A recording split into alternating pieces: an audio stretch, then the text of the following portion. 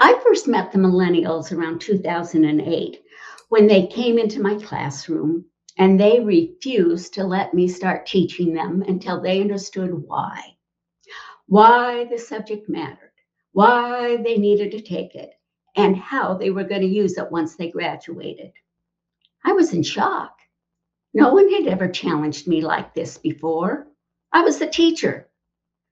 But what bothered me more was that I could not readily answer their questions. Deep down, I knew why the subject mattered, but I'd never had to articulate it before. So, in the process of trying to answer their why questions, I realized that a lot of the material I had in my syllabus was no longer relevant, and I needed to add subjects to make it more relevant. And besides that, I was teaching the very same way my teachers had taught.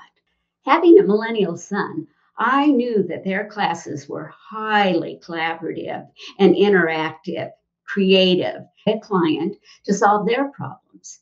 This required that they collaborate, be creative, and use technology. It was my job to set a foundation with information and to set up clear guidelines. I offered support and I gave them as much autonomy and flexibility as I could. The outcomes blew me away. These sophomores in college were going after information like graduate students. And because they're tech savvy and they were so passionate about what they were doing, their presentations were, and I know that we boomers have to adapt to the millennial way of going about things.